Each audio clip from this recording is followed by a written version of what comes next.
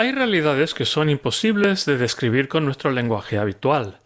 Nos desbordan, nos dejan sobrecogidos, a veces espantados o volcados en adoración. ¿Qué nos dice la Biblia sobre ese tipo de experiencia? Hola, soy Dionisio Bailer, autor del libro titulado Hablar sobre Dios desde la Biblia, y en esta serie de presentaciones estoy dando lectura en voz alta a ese libro. Entramos ahora a considerar la experiencia de la revelación de Dios que sobrepasa lo que estamos acostumbrados a considerar que es normal en la vida humana. El ser humano siempre ha sido religioso. Parece ser que no existen pueblos o culturas, por primitivos que nos puedan parecer, sin creencias y experiencias de realidades más allá de lo que podemos conocer a partir de nuestros 5 sentidos. En la Biblia tenemos documentos escritos que describen experiencias extraordinarias en relación con Dios, que van desde la certeza de estar en la presencia sobrecogedora del Altísimo hasta el convencimiento de haber recibido información privilegiada acerca de hechos a producirse en el futuro, pasando por la convicción de comprender con excepcional claridad lo que Dios está haciendo en el presente. Como documentos literarios que son, las descripciones bíblicas de estas experiencias han tenido que volcarse obligatoriamente en palabras humanas, palabras cuyo origen como tales palabras es la experiencia normal, humana, pero que ahora son empleadas con sentidos figurados, metafóricos o extraordinarios. Palabras empleadas de tal suerte que ahora luz, por ejemplo, ya no describe la actividad de fotones visibles con la retina del ojo o digitalizables con una cámara, donde las nociones de arriba o abajo, adentro o afuera, caras, alas, son empleadas como referencias forzadas, más o menos rocambolescas, a otros niveles de significación que no siempre resultan coherentes en su lectura. Es lo que he dado en llamar, a falta de otra manera mejor de describirlo, la imaginación desbordada por el Espíritu. Hoy veremos cómo funciona esto en 2 pasajes del profeta Ezequiel. Estas 2 visiones de Dios que percibió Ezequiel hallándose en el exilio de la clase dirigente judía después de la primera derrota babilónica de Jerusalén son inquietantes y fantásticas. Ezequiel probablemente intentaba reproducir con sus palabras, por virtud de su excepcional habilidad en el empleo de la lengua hebrea, los sentimientos de desconcierto, turbación y terror y consuelo ante la presencia de Dios Todopoderoso que él mismo había experimentado. ¿Qué es lo que podemos aprender sobre Dios de estas visiones? Empezamos con el capítulo 1 de Ezequiel.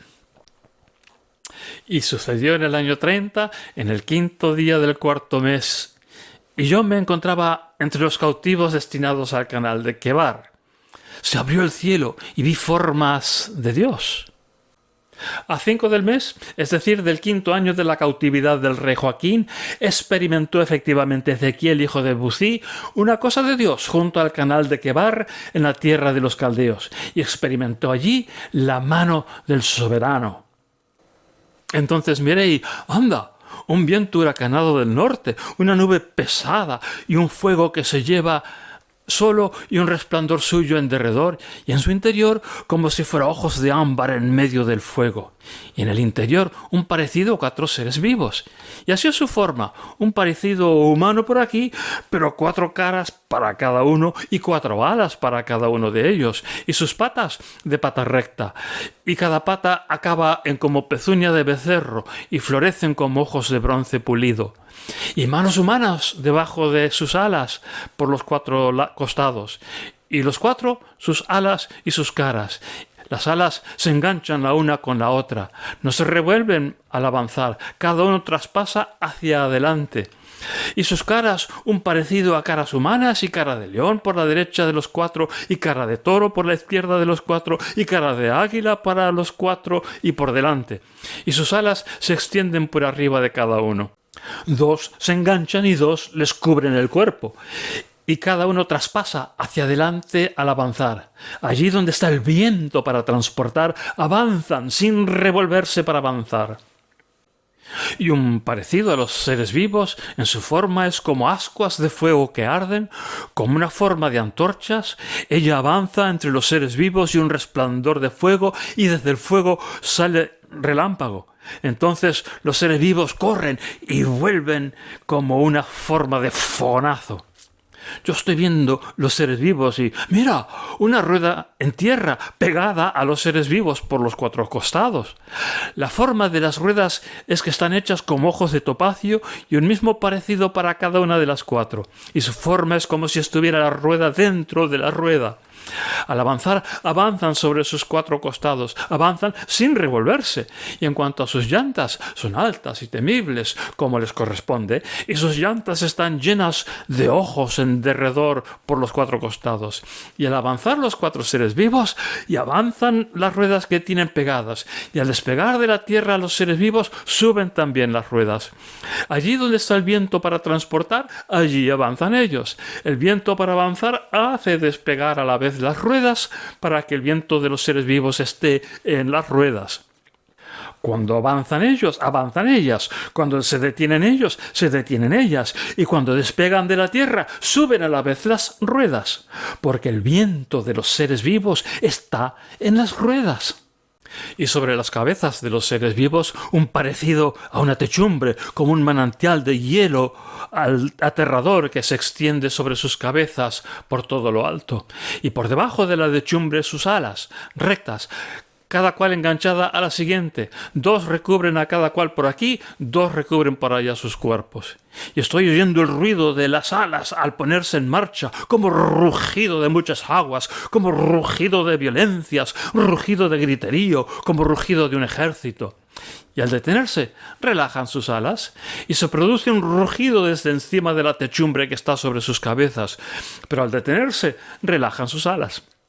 Y desde encima de la techumbre que hay sobre sus cabezas, como una forma como gema de zafiro, una forma de trono, y encima de la forma de trono, la aparición de una forma como de hombre. Por arriba, por todo lo alto. Entonces vi como unos ojos de ámbar, como una forma de fuego enmarcado por alrededor, como una forma desde sus caderas hacia arriba.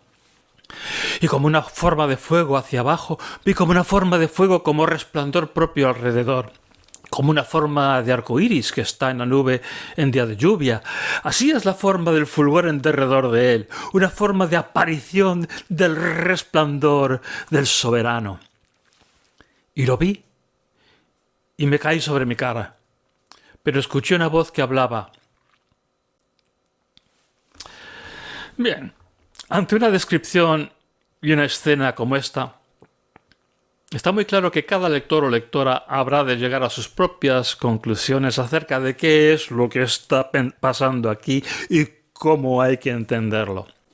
En cuanto a mí, la primera cosa que destacaría yo de esta visión es la propia experiencia de lo luminoso, lo inefable, lo que sencillamente no existen palabras aptas para describir. La experiencia de la presencia de Dios puede ser absolutamente sobrecogedora, tal vez aterradora, a la vez que despierta admiración, amor y adoración. Como también es frecuente, quizá mucho más frecuente, no sentir nada y sin embargo creer como acto de voluntad y sumisión a Dios. Esta visión de Ezequiel, aunque más detallada en sus particulares, recuerda a otras experiencias que cuenta la Biblia. Recuerda, por ejemplo, a Moisés ante la zarza ardiente, descalzándose ante la santidad de un suelo que no es lícito profanar con su calzado, atónito porque la zarza arde pero no se consume, y recibiendo instrucciones maravillosas y sorprendentes, terriblemente disonantes, con todo sentimiento de realismo y toda noción de lo posible, puesto que le mandan volver a la tierra de donde había huido prófugo para encabezar, a golpe de milagros, la liberación de una raza esclavizada. Recuerda tal vez muy especialmente a Isaías, cuya visión inicial del Señor en el lugar santísimo del templo parece pura alucinación. Isaías ve serafines, es decir, seres de fuego incandescente, alados con 6 alas, que repiten a voces: «Santo, santo, santo, Señor de las legiones, llena está toda la tierra de su gloria». El templo se llena de humo y sus cimientos empiezan a retemblar, e Isaías se pone a chillar: «¡Ay de mí!», reconociendo su pecado y el pecado de su nación. Esta visión, como la de Moisés ante la zarza ardiente, no acabará sin que Isaías supere un órdago que pondrá a prueba de fuego su fe y transformará su vida de arriba a abajo. Recuerda también la visión de un Cristo cósmico con que abre el Apocalipsis de Juan de Patmos. Como Ezequiel, Juan se desploma de la impresión, cae fulminado al suelo por la sobrecarga sensorial que supone tamaña revelación de la gloria inefable. Juan también, como Moisés e Isaías y Ezequiel, y como los discípulos en el monte de la transfiguración, oyó palabras que le parecieron perfectamente audibles, con instrucciones y revelaciones maravillosas. ¿A cuántos hombres y mujeres he visto yo también en esta mi generación desplomarse al suelo de la impresión que produce la presencia de Dios? ¿Cuántos hemos caído de rodillas o nos hemos postrado cuán largos somos, llorando o riendo a carcajada limpia, sacudidos en todo nuestro ser, porque parecía que estos cuerpos pequeños, frágiles y mortales no podían soportar la presencia divina tan gloriosa y maravillosa? En distintos movimientos o corrientes, en prácticamente todas las tradiciones cristianas y no pocas paganas, hay quienes acaban balbuceando sonidos incoherentes, acaso nada menos que lenguas angelicales como las que menciona Pablo en su primera carta a los Corintios. Por cierto, nunca está de más recordar que Pablo menciona esas lenguas para asegurar que no valen para nada donde no hay amor. Lo cual nos debe recordar que las experiencias de lo luminoso no son patrimonio exclusivo del cristianismo. Está comprobado que pueden ser provocadas con ayuno y otras prácticas ascéticas, con drogas tradicionales como el peyote o sintéticas como el LSD. Recuerdo de mi año de misiones con aborígenes sudamericanos el temor que inspiraban en su tribu los chamanes que se habían internado en el bosque a solas y ayunando para buscar una guía espiritual que les diera poderes sobrenaturales. No sé lo que vieron o experimentaron, pero recuerdo cuáles eran las facultades que a la postre se les atribuía. Pero salir al bosque a encontrarse con un espíritu es más o menos equivalente a la experiencia bíblica de salir al desierto como Jesús o ascender una montaña como Moisés. Es decir, que estas experiencias de la deidad serán extraordinarias, pero no son del todo raras en la humanidad. Por eso es tan absolutamente esencial tener siempre presente la advertencia del apóstol Pablo de que, como pura experiencia, son absolutamente inservibles si su efecto más esencial no es el amor humilde, sencillo y sincero. Pero hay aquí en Ezequiel 1 alguna información concreta que nos pueda ser útil para saber cómo es Dios. Ezequiel parece querer impedir que se interpreten así sus palabras. Así fue la manifestación visible, figurada de la gloria del Señor, reza su conclusión al final del capítulo. Desde luego no es entonces una descripción del Señor mismo, sino en todo caso de su gloria. Pero tampoco es una descripción real de esa gloria, sino una aproximación figurada a lo que fue una manifestación visible de la gloria, que en sí misma, naturalmente, es invisible. Al final, el Señor es tan imposible de describir con palabras como lo es de dibujar o esculpir. Ya me gustaría ver qué mamarracho saldría de un intento de esculpir lo que describe este primer capítulo de Ezequiel. El Señor no cabe en nuestra imaginación, ni en nuestros esquemas, ni en nuestras explicaciones. Es siempre algo más allá, algo distinto. Es infinitamente más grande que lo que pueden encerrar las palabras de Ezequiel, pero también las palabras de toda la Biblia. Ni qué hablar de las torpes e inadecuadas palabras de una guía de teología bíblica como esta mía aquí. Los esfuerzos de comprensión y explicación de Dios y de sus propósitos no es que sean inútiles, pero sí serán siempre incompletos, parciales e imperfectos. Cuando pensamos haber terminado de construir un esquema mental de la realidad divina, preparémonos, que ya se encargará el Señor de rompernos los esquemas. Aunque sí sería posible, tal vez, rescatar una idea de esta descripción de Ezequiel 1. Ezequiel describe un Dios en movimiento, no un Dios que se queda quieto. De hecho, se está moviendo en todas las direcciones a la vez. ¡Ay de los que están convencidos que Dios se mueve en una única dirección, en una única dimensión, hacia un objetivo único! De tales conceptos está sembrada la soberbia y el convencimiento de que uno está en lo cierto y todos los demás se equivocan. Haríamos bien en recordar que siempre que Dios se mueve en esta dirección, guiando mi vida, puede que también se esté moviendo en otras muchas, guiando otras vidas muy diferentes a la mía. Sin embargo, quizá lo más significativo que quiso comunicar Ezequiel al escribir este capítulo es el lugar geográfico de la visión.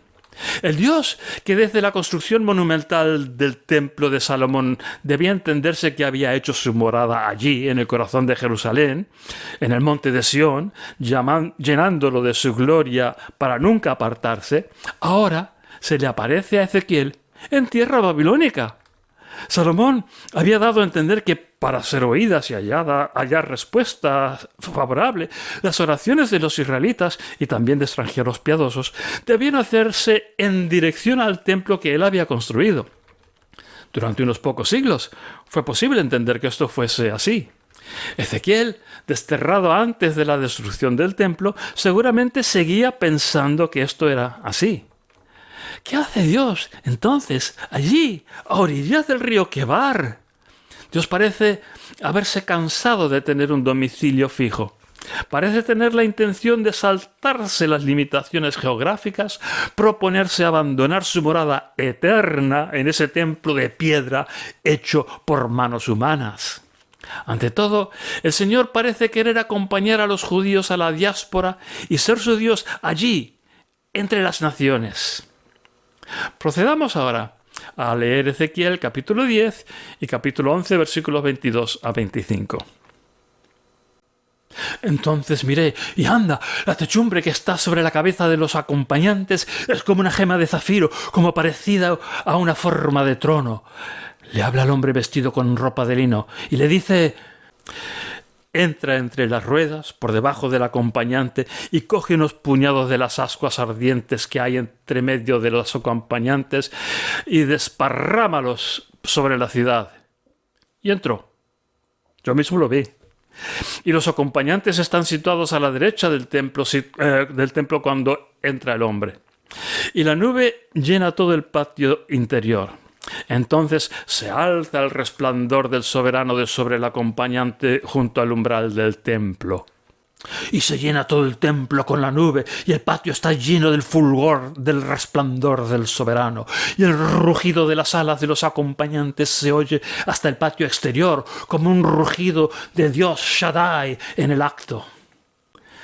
Y mira, cuando mandó al hombre vestido de ropa de lino diciéndole que tomara fuego de entre medio de las ruedas, de entre los acompañantes, entonces entra y se sitúa junto a la rueda, y extiende el acompañante una mano de entre los acompañantes hasta el fuego que hay entre los acompañantes, y toma y se lo pone en las manos al que está vestido con ropa de lino, y éste lo recibe y sale.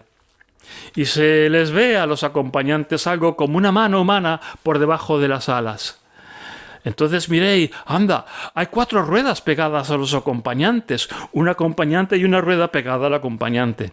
Y la forma de las ruedas es como ojos de gema de topacio. y su forma es idéntica en las cuatro, como si tuvieran la rueda metido dentro de la rueda. Cuando avanzan, avanzan en 4 direcciones por los 4 costados, sin revolverse. Cuando avanzan es según la dirección que encara la cabeza. No avanzan hacia atrás, no se revuelven para avanzar. Y toda su carne, y sus espaldas, y sus manos, y sus alas, y las ruedas están llenas de ojos en derredor por los 4 costados de sus ruedas. Al escucharlo yo, llamé a las ruedas ¡las llantas! Y por sus 4 costados cada uno tiene caras. La primera es cara de acompañante, y la segunda es cara de humano, y la tercera es cara de león, y la cuarta es cara de águila. Y se alzan los acompañantes, es decir, ella, el ser vivo que había visto junto al canal de Quebar.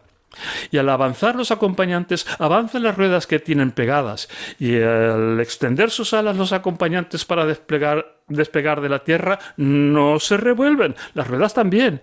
Siguen ahí, pegadas, y al detenerse, se detienen, y al despegar también se elevan, por cuanto el viento de los seres vivos está en ellas. Entonces salió el resplandor del soberano de donde estaba junto al umbral del templo y se encaramó sobre los acompañantes. Y desplegaron los acompañantes sus alas y despegaron de la tierra, viéndolo yo, con sus ruedas correspondientes. Y se detuvo a la entrada de la puerta del templo del soberano en dirección al oriente. Y el resplandor del Dios de Israel estaba sobre ellos por todo lo alto. Ella es el ser vivo que yo había visto debajo del Dios de Israel en el canal de Quebar, y supe que ella era un acompañante. 4, con 4 caras para cada uno y 4 alas para cada uno. Y un parecido a manos humanas por debajo de sus alas, y un parecido a las caras de ella, las caras que había visto junto al canal de Quebar. La forma de ellos y ellos mismos, al avanzar, traspasaban de frente. Entonces extendieron sus alas los acompañantes con sus ruedas correspondientes, y el resplandor del Dios de Israel está sobre ellos por todo lo alto. Y desplegó el resplandor del soberano de sobre el medio de la ciudad, y se detuvo sobre el monte que está al oriente de la ciudad. Y el viento me levantó y me transportó a Caldea, al cautiverio con el viento de Dios. Entonces se levantó de sobre mí la forma que vi. Y conté a los del cautiverio todas estas cosas del soberano que él me hizo ver. Aquí descubrimos que una parte importante de la descripción de la primera visión de Ezequiel venía a describir los 2 querubines o acompañantes, según esta traducción mía, sobre los que monta Dios. Esta visión de los querubines o acompañantes que toman vuelo en el lugar santísimo nos exige recordar cómo era ese salón. Era en primer lugar un cubo perfecto construido en piedra. Por dentro estaba acabado en madera de cedro ricamente tallada y forrada a su vez con pan de oro. Sus dimensiones eran más o menos grandes sin ser espectaculares, un cubo de unos 9 metros de lado. En el medio estaba el arcón de madera forrada de oro que databa de tiempos de Moisés. Sobre el arca, Salomón había mandado colocar 2 querubines, seres alados fantásticos y mitológicos, esculpidos en madera de olivo y también recubiertos con pan de oro. Los querubines tenían las alas desplegadas y la envergadura total de las mismas era de unos 4,5 metros, de manera que las puntas de sus alas tocaban entre sí en medio y tocaban también las paredes del lugar santísimo. Naturalmente, esta talla de querubines no constituía una representación del Dios de Israel, invisible e imposible de representar, sino que representaba la cabalgadura celestial. Y aquí en el templo se entendía que los querubines constituían su trono. En el Salmo 18 y en 2 de Samuel, capítulo 22, tenemos un antiguo poema que tal vez sea una versión adaptada de un cántico compuesto inicialmente para una deidad cananea. Este salmo describe cómo se mueve la cabalgadura del Señor. Aquí, el Señor es el Dios de la tormenta, que inclina los cielos para acercarlos a la tierra y aparece entre nubarrones negros, acompañado del viento y de un despliegue impresionante de rayos y truenos. El querubín sobre el que monta Dios en este salmo tal vez sea entonces la propia nube negra baja y tronante de la tormenta en toda su furia. En el salmo, el Señor interviene desde esa cabalgadura para rescatar a su siervo que ha clamado él en su hora de necesidad. Es interesante observar que ese trono del Señor, en el lugar santísimo del templo, estaba constituido por 2 querubines. Montando simultáneamente sobre 2 querubines, el Dios de Israel es a la vez uno y único y también plural, en el sentido de que en él se encuentran todos los atributos de la deidad, que en las religiones politeístas se encuentran dispersas entre diversos dioses. No es descabellado tampoco entender que en Dios se hallan plenamente presentes los aspectos masculinos y femeninos de la existencia. En ese caso, tal vez pudiéramos imaginar a ese Dios uno y único e indivisible montando en un querubín en cuanto a su plena masculinidad, a la vez que simultáneamente en el otro en cuanto a su plena feminidad.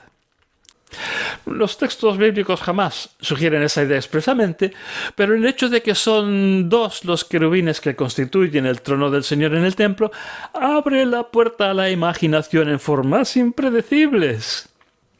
Pero lo más singular de esta segunda lectura que hemos hecho en el libro de Ezequiel es que los querubines han cobrado vida y han echado a volar. La visión de la gloria del borde del manto del Señor que había tenido Isaías en el templo había sido suficiente como para hacerlo gritar a voces la confesión de sus pecados, pero al menos parecía quedarse quieta. Ahora Ezequiel, en visiones en la imaginación de su mente afiebrada en éxtasis religioso, desde donde está en tierras babilónicas, ve a esos querubines cobrar vida ante la voz del Señor. El trono del Señor ya no se está quieto en el lugar santísimo, se eleva en vuelo, con el Señor montando sobre ellos, y se queda unos instantes como dudando frente a la puerta oriental del templo. Luego abandona el templo y abandona la ciudad, siempre dirigiéndose hacia el oriente, hacia Babilonia. Es el final de una era. A partir de la generación de Jeremías y Ezequiel, la mayoría de los judíos, hasta el día de hoy, ya no vivirían nunca más en la tierra de Israel y en la proximidad de Jerusalén. Estarían dispersos entre las naciones, frecuentemente perseguidos y tratados con discriminación e intolerancia, otras veces prosperando y felices bajo regímenes tolerantes, siempre dando testimonio de su fe en un uno y único Dios que rige los destinos de toda la humanidad y de todo el universo. Un Dios que se mueve en todas las direcciones a la vez, que no conoce la existencia de ninguna tierra santa específica porque ha santificado todo el planeta y todo el universo con su presencia. Hemos visto que las visiones religiosas como las de Ezequiel en estos capítulos, a la vez que constituyen manifestaciones potentes de la realidad de Dios que transforman la vida y el entendimiento de quien la experimenta, no pueden entenderse como realidades absolutas. Suceden en la imaginación humana, aunque puedan revelar cosas que son mucho más grandes que la imaginación humana. El fenómeno de visiones no se limita a los protagonistas de la Biblia. Se produce en cada generación de la humanidad. Tal vez este tema te haya hecho recordar a ti alguna visión que hayas visto tú mismo, tú misma. Hoy como entonces, este tipo de visión de cosas invisibles exige meditar mucho, darle vueltas y vueltas en la mente para tratar de entender qué es lo que Dios nos puede estar queriendo enseñar. Te dejo con ese cometido, el de recordar experiencias personales tal vez imposibles de describir si no es con lenguaje figurado. Y en nuestra próxima presentación seguiremos con otros 2 capítulos del profeta Ezequiel. Hasta pronto.